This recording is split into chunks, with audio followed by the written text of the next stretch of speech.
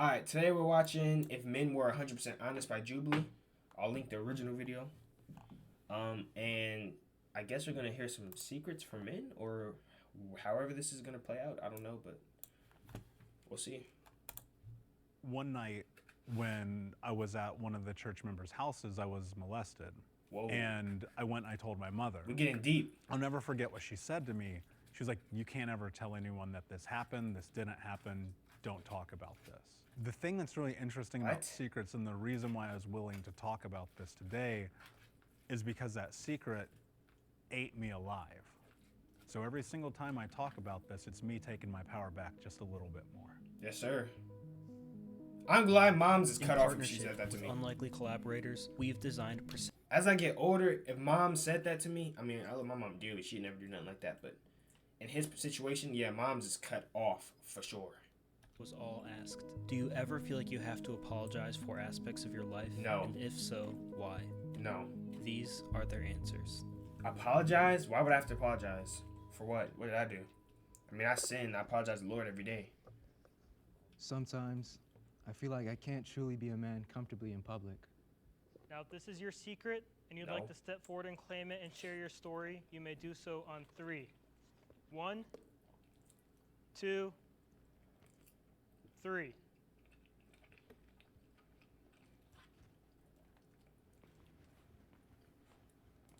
I came out as transgender when I was 14 years old, right after my father passed away. My dad was very abusive. That's what he meant. And very homophobic, so I never came out due to just being scared of what my life would be like.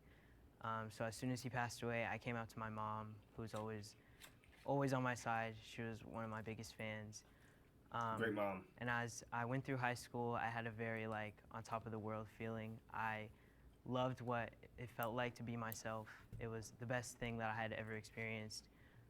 In my junior year, towards the end of the year, I was walking into the bathroom and somebody followed me in there and grabbed me by my neck and threw me into the wall and choked me and held me there until I was basically begging for mercy. And I went to my school about it and they didn't do anything. Typical. They told me that because it happened in the bathroom, it wasn't something that they could prove actually happened. So I didn't tell anyone for months. I just let it eat away at me. I just went to school every day terrified for my life. Between that and how much I was drinking, that was what finalized my decision to drop out. But it was also what kind of taught me that I can't live in this little hole that I was living in. I decided that the only way that I should be living my life was fully as myself. So I pushed through and I finished high school early, and I was able to enjoy my first real year being me, and it was the best decision I ever made. But I still feel as if when I go in public, I can't truly be who I am. I feel like everyone's looking at me all the time. I feel like everyone's views are being pushed onto me. Can I ask why you wanted to share that secret today? My community really needs it right now. That's props to you, bro. It's really sad to go online every day and see my trans brothers and sisters getting killed, getting murdered. So it's really important for me to stand up now because my generation really needs it. If anyone can relate to Jaden, I'm not gonna lie. That community does get a lot of hate in today's internet. I'm not gonna cap. They've always had a lot of hate, even back in the day without the internet. But you would think with all the cancel culture and everything that they wouldn't get as much hate. But low key, I don't know how, and I'm not trying to be funny, but somewhere down the line, someone threw a reverse Uno. And it's just been backfiring on them. Like, back in the day, you'd get canceled for saying something crazy like that. Nowadays, people don't care. And they openly don't care. It's kind of like a trend to publicly admit to disliking that community. Which is insane because, I mean, everyone should be treated equally. But who am I to say? I just hope everyone can be who they want to be in public and not have to feel like this. That's messed up. in secret, you may step forward on 3. 1, 2, 3.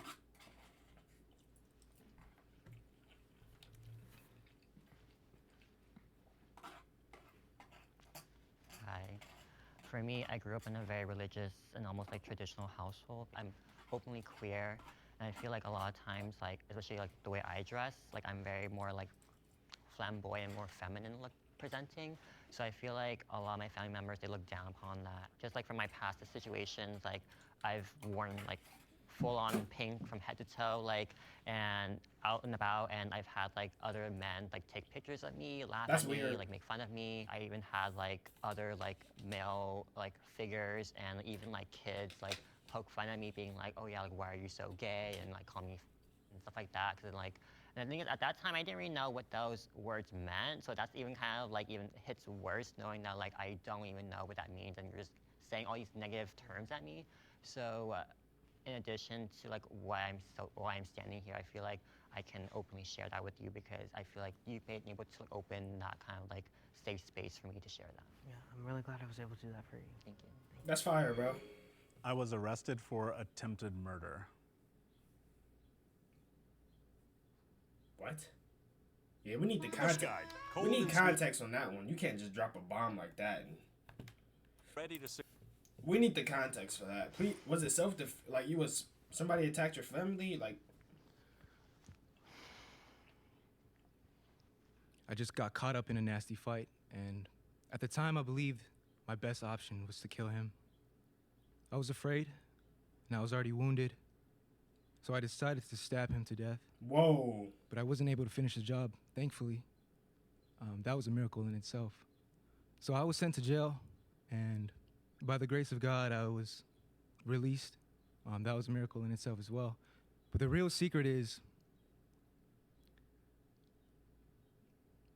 I used to be a person full of hatred and anger, and I'd be lying if I said that I didn't already have thoughts of killing him. Whoa. And I had let my anger and resentment, get the best of me. People look at me and think like, oh, he's harmless. Like, he's not this big tough guy. He's not gonna hurt you. Really, I'm hiding these demons that I don't want you to see. So yeah, after I got out of jail, I felt a lot of remorse because I saw the pain and sorrow it brought to my family. And my mom had to sit me down, and she was disappointed in me and ashamed of me, and that destroyed me. It was kind of like a wake-up call for me. It's like, damn, Jonathan, you got a fucking problem here. But he low-key hit, I don't want to cut him off, but he low-key hit the nail on the coffin, bro. Like, you look at someone like him, you don't immediately think, oh, murderer. So it's like, you really got to watch your surroundings, because, not saying him in particularly, but there's a lot of crazy, sick-minded people in the world, and you never know who's in front of you. So just be careful who you deal with. Pray to God for forgiveness. Amen. I apologized to my victim, actually, and I asked him to forgive me too, which was really difficult to do. But I realized I wasn't able to forgive myself, and I was having like PTSD flashbacks. I couldn't sleep, and seeing the moment where he was bleeding out on the floor, Ooh. squirming and going cold, and it haunted me for a very long time. I feel like I had a really good therapist who taught me anger management, helped me through my trauma. I got deep into like journaling, and I'm still in the journey right now. I'm getting a lot better. I actually almost got fired from my job because I almost beat up my coworker. Whoa. Sorry, Mom. But I'm giving myself grace because I'm proud of myself that I didn't act like the unhealed version of myself would have. So the main thing I had to learn was giving myself compassion, learning that it's okay. It's understandable that I was acting like that because of what I went through in my childhood.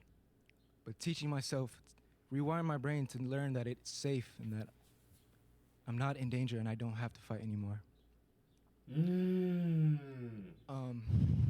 reason why I share this story is because I want anyone that shares a similar experience to know that you are not bad. You are not the villain. You are just hurt and you're carrying a lot of pain. But trust me when I tell you, you can heal and you can change. Just know that you are good and that you are still worthy of love. Dang, he opened my eyes. I never really looked at it from that perspective. No one, wait, people are gonna walk up? Okay, bad. Nah, he kind of got a little bit of drip on him too. Boys, you just hit the nail on the head. I mean, grace, compassion for yourself, and everything that you said. You are such an inspiration, man, and I'm glad that you shared. So thank you. Yeah. For me, I really related with like the you were talking about you having anger issues. Yeah. My whole family knows I have anger issues, and it's just like I've been trying to like cope with it in several different ways. One being the gym, like the main. That's like my main, like everything that, you know, like I collect everything that I'm mad at, and just kind of like it's like throwing wood in a furnace and then everything smoking up, you know. Yeah, I feel like I spent a lot of my life channeling the anger, allowing it to fuel up, and going to the gym, and you know, finding other ways also to channel it. I've got the boxer's fracture, you know, from punching walls as well. Yeah. And I just want to say that it was when I stopped channeling that hatred and that anger, and stopped using that as my fire, when my life really got better, because there's a way to find this forgiveness, this grace, this self-love, this self-respect, and this acknowledgement of this divine purpose, right? And you put all that together, and you can channel that, and you can get even stronger and push even more weight and punch less walls, right? Sure. And there's a journey to go on, and it takes time, and it takes grace. Yeah. For sure, But, yeah. But yeah. Bro, It's been difficult navigating my relationship. That's a group of D1 crash outs, I ain't gonna lie, but I'm glad they found their peace, genuinely. Relationships and rebuilding my life since I was sexually assaulted. Whoa.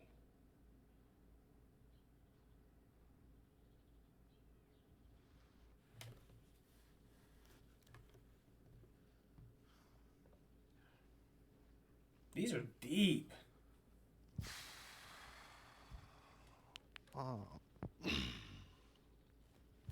So, about 2 years ago, I was a valet driver, and one of the coworkers had asked if I wanted to hang out. I'd blown him off a couple times, and then eventually I was getting off one night, and he asked if I wanted to hang out. You know, he said there were a couple people coming, a couple of his friends coming over to his place, so I said, why not? And I get over there, and it was just us two. And so I thought, you know, this is a little strange. You know, he said that his friends ended up bailing, so I said, okay, I'll leave here in like an hour or two. He had given me a drink. We'd started drinking a little bit, and I was probably only about a beer or two in, and I just started feeling just completely drunk, as if I drank like 5 or 6 or 10 beers, you know, just completely intoxicated. And last thing I remember was just passing out.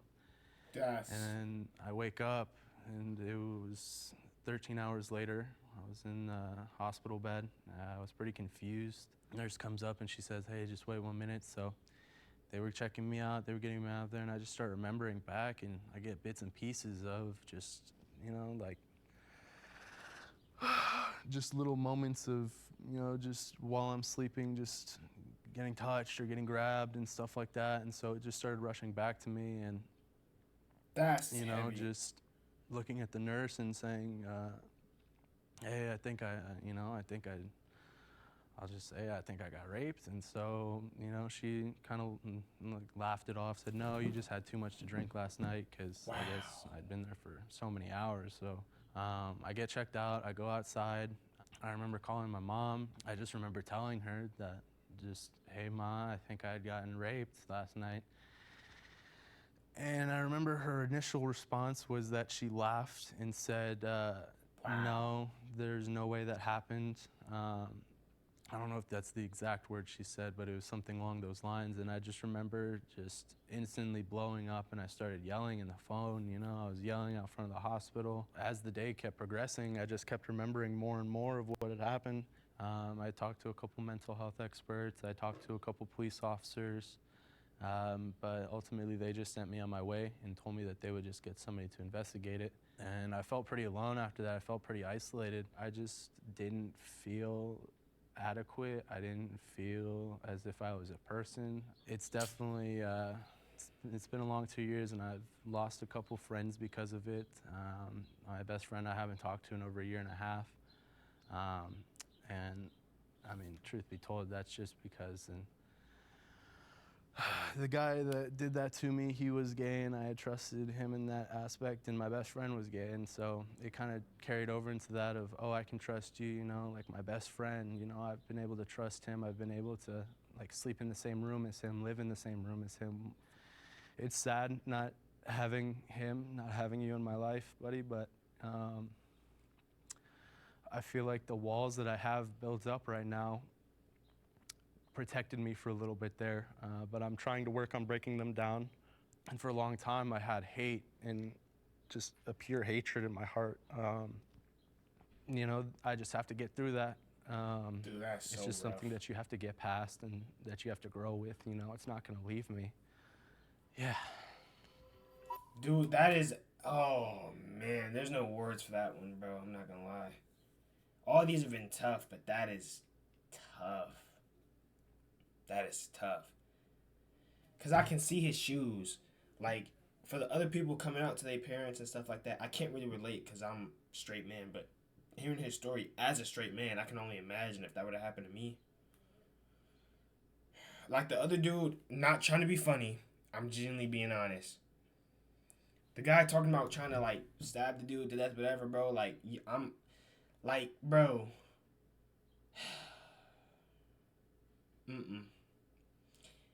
That's for. I have no words for that one. We gotta keep moving.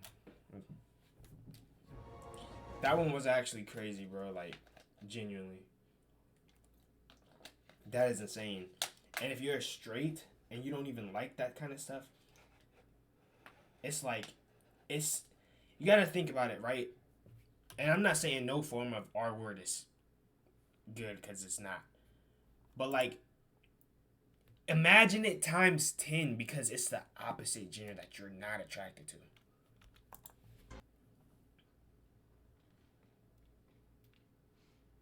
That's tough, bro.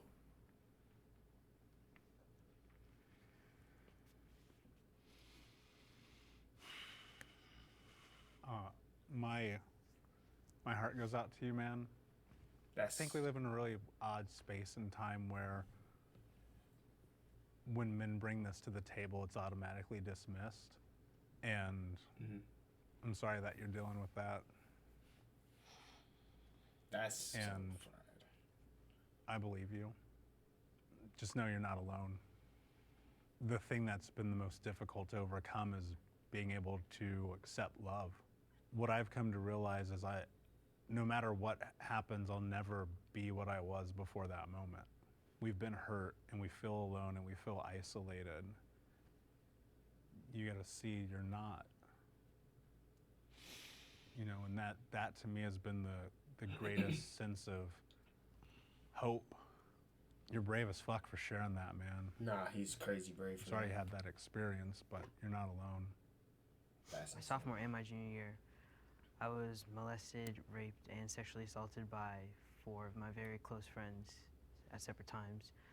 It was a really like dehumanizing experience for me. It was very isolating. I had just come out, so I didn't really have like a ton of friends. My girlfriend and my best friend, they really saved my life. And my best friend Christian, he really like redefined what it's like to be a man for me. He's like my brother. And my girlfriend, which is the first time that I ever felt like someone could really love me as a man.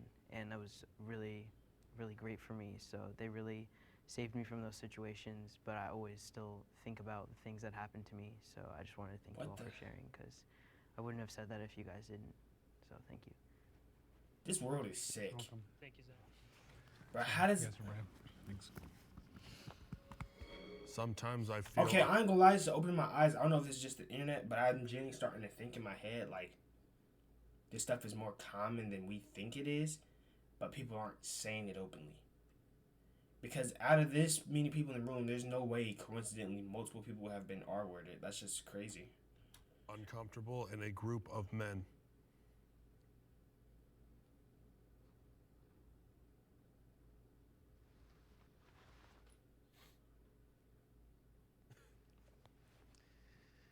I guess when I was a toddler was when it started.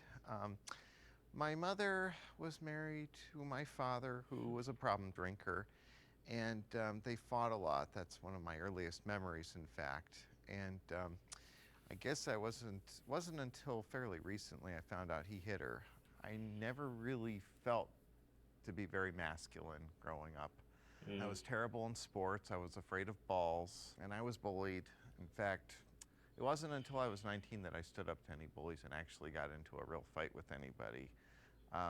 That's progress, I guess though. that's kind of been how it is for me. I still associate masculinity with toxic masculinity. I'm told that they're different. As I've gotten older, I've been drinking more and more. And when I'm in bars, most of the patrons are men, of course. Well, I've never witnessed a bar fight. I guess there's always the thought in the back of my mind, maybe this is going to be the one time when I go to this dive bar, I'm actually going to see fists fly or glasses fly across the room, and it does kind of make me a little bit nervous. The early associations I have with my father and his drinking kind of are what have lent itself to my feelings of just being uneasy in groups of men, still to this day. My traumatic experiences are not as serious as the others we've heard. It's true. And at the same time, I also think that it's kind of one of those things where being in this group and realizing we're willing to be vulnerable, willing to be supportive of each other, I think that's a side of men that we don't see. I don't think we see it in the media. I don't think we see it in entertainment, maybe in the home, maybe in private. But I think that this is a rather unique experience for me, and it's kind of changed the way I look at it. It's true. I can relate to this one too a little bit. You know, growing up quiet, I was kind of the same way. He talking about sports and stuff and not being good at them. I mean, I was never like not good at them because of physicality. If that's what he meant, then I can't relate. But I can relate in the sense of like, I'm quiet. I don't like people looking at me. I'm nervous. So I don't participate. That's how it was for me. It wasn't like I'm not strong enough to be good. I just genuinely didn't want to compete because I didn't want all those eyes on me, right? But like I said, either way, some form of like relation I can kind of understand from that aspect. As well as like he said something about toxic masculinity. I don't know too much about that, but I don't know. Like the whole bullies and stuff. Like I had kids picking on me, not like stuffing me in locks and I had a kid break my pencil. Stuff like that, just annoying stuff. Like, bro, what are you doing? And confrontation's always been bad. I was never good at confrontation. I'm still not super good at it. I'm way better at it though. Like, I don't. There's like levels of confrontation, right? There's people who will do nothing all the time. There's people who will crash out over the littlest thing. I'm literally like somewhere in the. I have morals that I stand on. If they get crossed, I'm on that. But at the same time, there's other stuff that'll happen to me that might happen to someone else that I can bypass. Like, you know what? It's not that serious. You know what I mean? But at the end of the day, it just comes down to where you put that stick in the sand. And that line is different for everybody.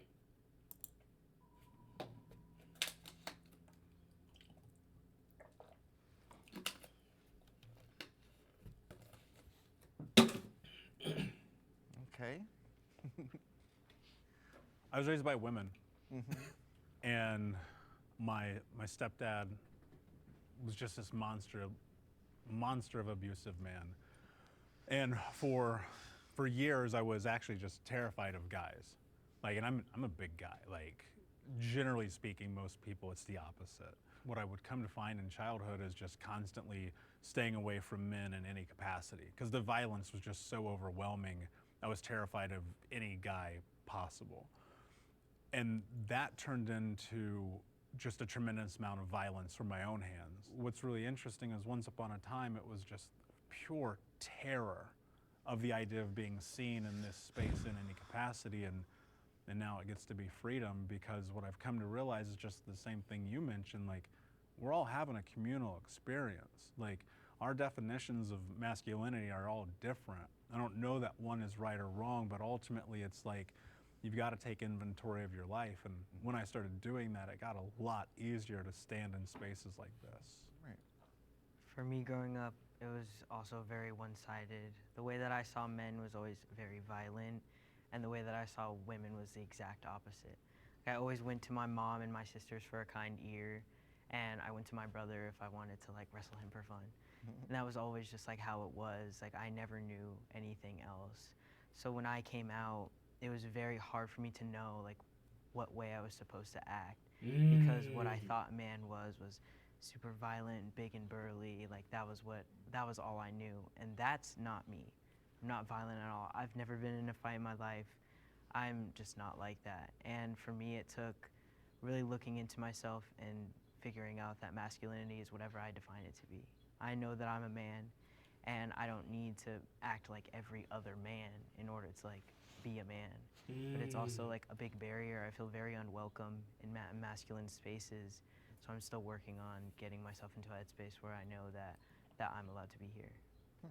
My past experiences with guys, like with just like my dad and like other men like that are older than me, like they were awful to me. And then like I grew up being raised by my mom, my grandma, my aunt, even my sister too. So like a lot of like the family members I grew up with were women. So they taught me about life. They taught me about how I should kind of like go about things. Like even like today, walking in here and knowing that I'll be around a bunch of guys scared me, because I was like, oh my God, like I can't, how am I supposed to talk to them? Like how am I supposed to interact with them? Because a lot of my friends are girls and are women. So I feel like conversations I would have with my girlfriends, I probably wouldn't be having with my guy friends much. I think it's something that I have to kind of constantly work on, because knowing that like just because like some men are not like what I expect them to be doesn't mean that like I should kind of like hold that perception of them still. Those are really good. Those are really good perspectives. I never thought like that. This is why these kind of videos are really good to listen and hear from, because like you can get other perspectives that you probably never knew about. And my mom made me swear to never tell anyone. Yeah, that's insane. I'm not gonna lie. But your mom making you swear to not say nothing is crazy. As a parent, I don't know how you could do that, honestly, and go to sleep at night.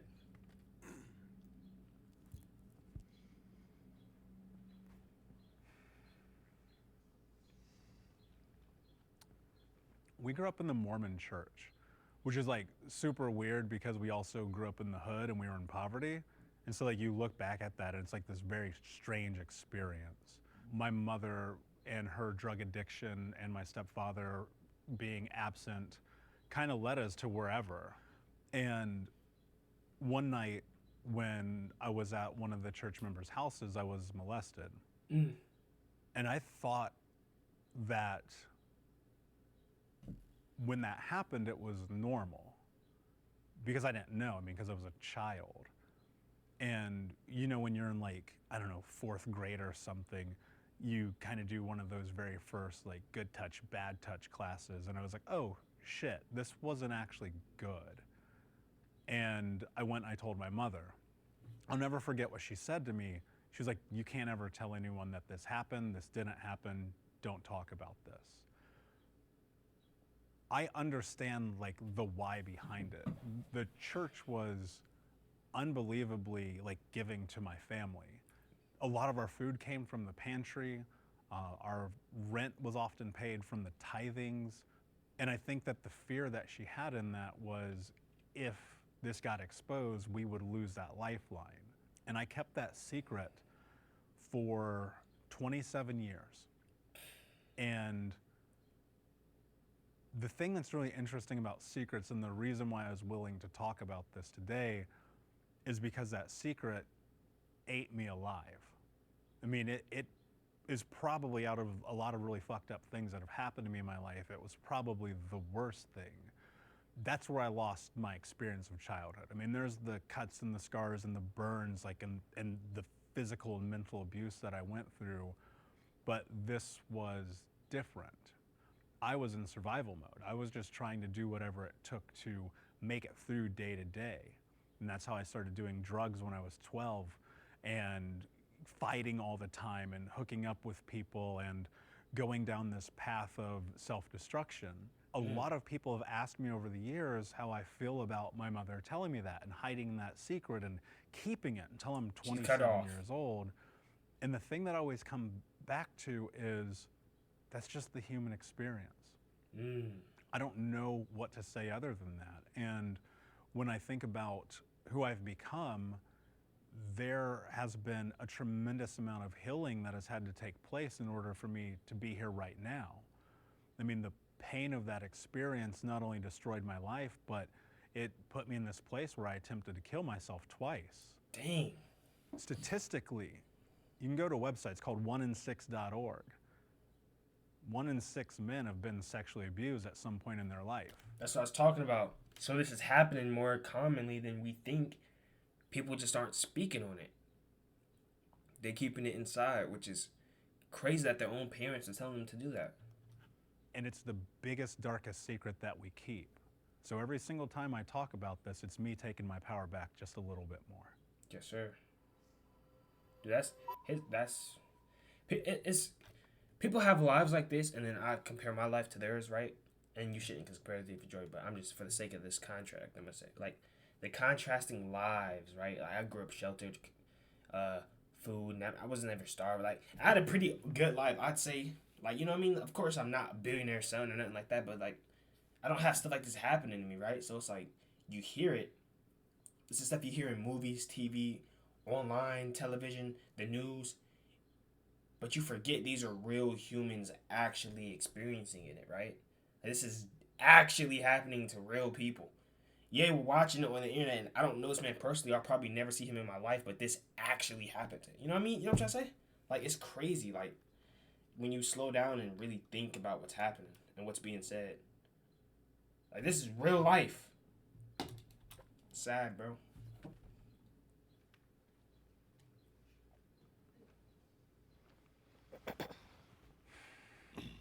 And that 1 in 6 number that you just said really stuck out to me because I remember after the fact, it definitely made me feel less alone, but at the same time, it just kind of, I still felt isolated because, you know, it's something that, you know, as a man that you don't think that happens to you, you know, and probably as like a little boy too. Mm-hmm. It's just tough when you're in it, you know, you don't think anything of like the effects it has on your body and your mind and the actions that you have, you know, it's just after you do something, you're realizing, oh shit, like I did that because of this trauma that I experienced, and it sucks to look back when you hurt people or when you push people away because of that. For me, like my experience, I was a kid, and it was from someone in my family, and obviously like we're super tight, so like I just never told anyone. It's just kind of like you're a kid, you don't know what to do, you don't know like who to go to, you know. So and it's especially if it's like someone that has like power, you just don't want to ruin like you don't want to break any like relationships. You think you're the only one going through it. Little do you know that there's a bunch of other men that's gone through it too. My heart goes out to you guys. Honestly. I was younger, maybe 3rd or 4th grade. We had a babysitter that was much older, and he would take me to the back room, and I was way too afraid to tell on him. He was threatening. He was, at that age, he was the boogeyman. I mean, he was what was under my bed and hiding in my closet at night. I went through this process of rage where I wanted to murder this guy. Forgiveness is huge. I'm not gonna lie. I genuinely don't. This sounds terrible. Lord forgive me. But bro, like, as a man, if you're a straight man, and of course that's nothing wrong. It's not gender neutral. But is it like, if you don't swing that way, it's like, and you're doing that, bro, like that's crazy rage. Like you might get a crash out, honestly. So props to this guy for being able to handle this. This is such a messed up situation, bro. I don't know what I'd do. Of rage where I wanted to murder this guy. Forgiveness is huge. It's the most important part. It is. And you got to do it right, because the way I did it at first was I envisioned myself choking him out in my imagination and like holding him down and stabbing him until he died, and like feeling his life leave his body. And once I finally like felt that he was gone from this earth, I put him down in the river and watched him float away. And I really thought that was my way of forgiving him. And all I was doing was just filling myself with violent thoughts and rage. And it was showing up in other places in my life with the alcoholism and the fist fighting that we talked about. Understanding my journey in this life and taking that person and from the bottom of my heart, forgiving him. That's Not hard. for him, I'll never tell him that. I don't even know who it is. And it was like a building being lifted off my shoulders. And Forgiveness, I yeah. didn't talk about it for 20 years. Like he said, I mean, talking about it heals it. Without the forgiveness and without actually talking about it and coming together like we are, you know, I wouldn't be where I am today. That's The so older crazy. that I get and the more work that I do and the more I like look in the mirror, I'm like, that's not on me. Like, I'm not culpable for the worst thing that ever happened in my life. But what's so interesting and the truth about why I decided to share this is because I'm like, there's like fucking 10 of us here and 4 of us are right here right now. What does that tell you? Right. You know, it's not 1 in 6. Like, I don't care what that statistic says. I know way more men who would never stand up here right now. So I just want to say I'm proud of you guys. Like, this shit sucks, man, but it's like, this is how you free yourself. For sure. And this is how you free the guys behind you who are terrified. Yeah, because eventually people are going to follow in behind you.